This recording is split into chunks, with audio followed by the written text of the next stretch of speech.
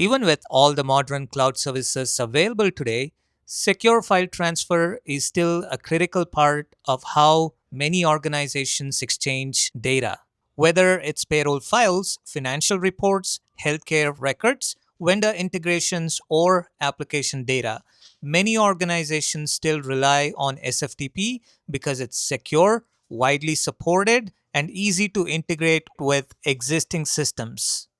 The challenge is that running your own SFTP server involves much more than installing Linux and enabling SSH. You have to manage servers, patch operating systems, secure the environment, configure storage, perform backups, manage user accounts, and ensure high availability. All of that creates significant operational overhead for what should be a simple file transfer service. That's where AWS Transfer Family comes in. AWS Transfer Family is a fully managed file transfer service that supports industry standard protocols such as SFTP. Your users continue connecting with the same SFTP clients they are already familiar with, while AWS manages the underlying infrastructure. Instead of storing files on a traditional Linux server, AWS Transfer Family stores them directly in Amazon S3, giving you highly durable, scalable, and cost effective storage without managing EC2 instances, operating system updates, storage volumes, or backups. In this hands on lab, we'll build an AWS Transfer Family solution from start to finish.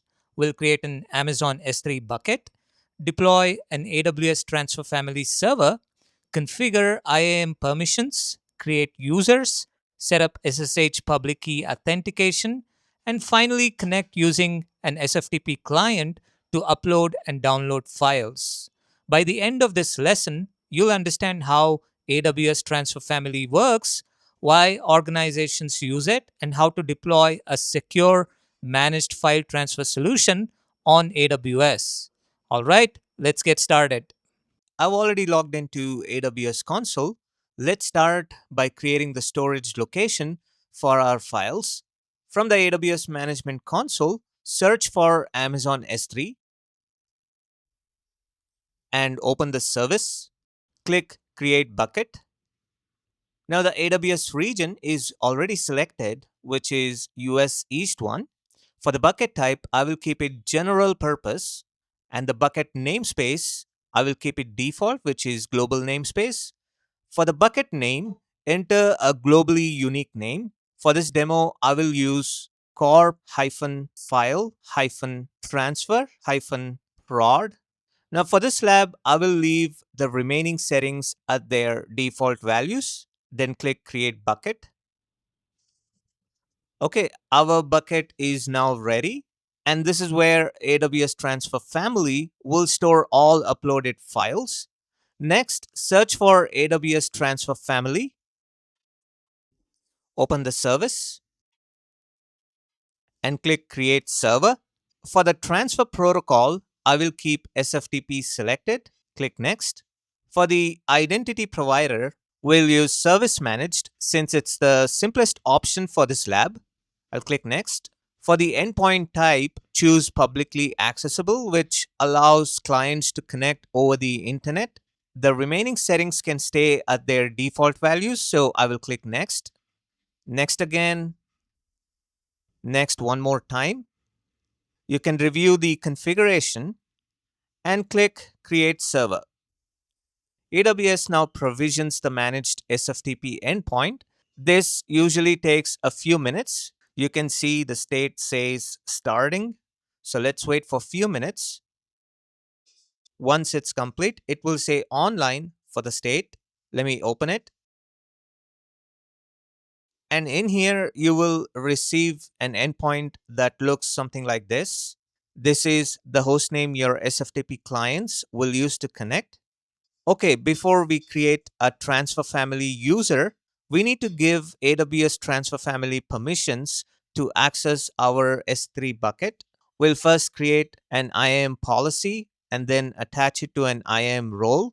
So let me search for IAM from the AWS management console and open the service. From the left navigation pane, select Policies and click Create Policy.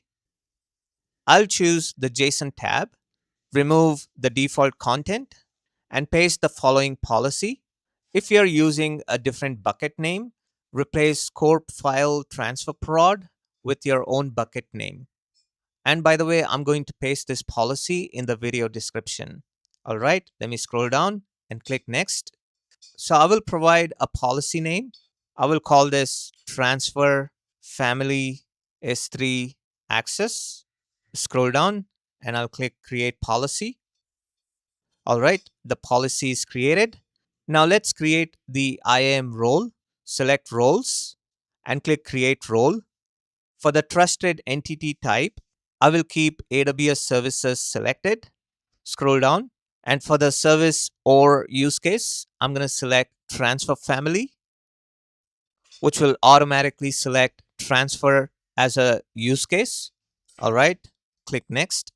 Search for the policy we created, which is Transfer Family S3 Access. Select that and click Next. Enter the role name.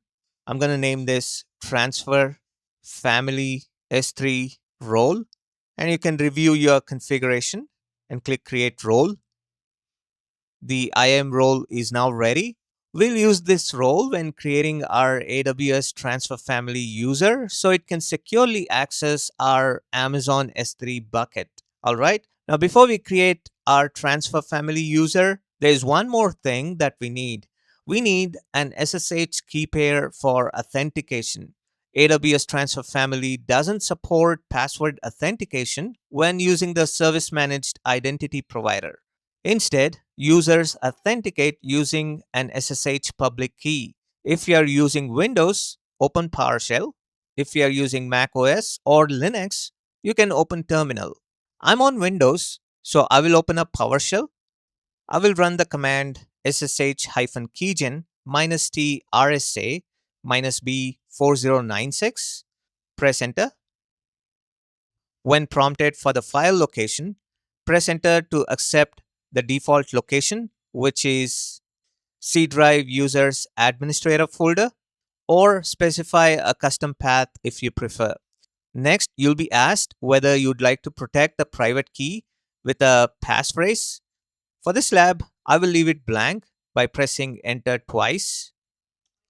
Once the command completes, two files are created. The first file is the private key, ID_RSA. This key remains on your computer and you'll use it later when connecting with your SFTP client. Never share this file with anyone. The second file has the same name with a .pub extension, IDRSA.pub. This is the public key. Open the .pub file using a text editor. Copy the entire content and keep it ready. We'll paste this public key when creating our AWS Transfer Family user. All right, so now that our SSH Key Pair is ready, let's create our Transfer Family user. Now let me search for AWS Transfer Family and open it. I will open my server. With the server ready, let's create our first user. On the top, it says no users added. So I'll select add user. For the username, I will use finance user.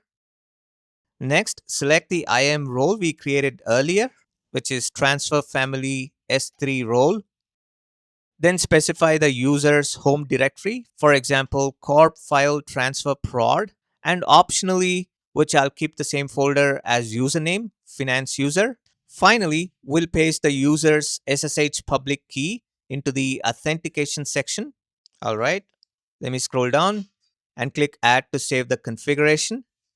All right, our user is now ready to connect. Now let's test everything. Open your preferred SFTP client. I will open WinSCP on my computer.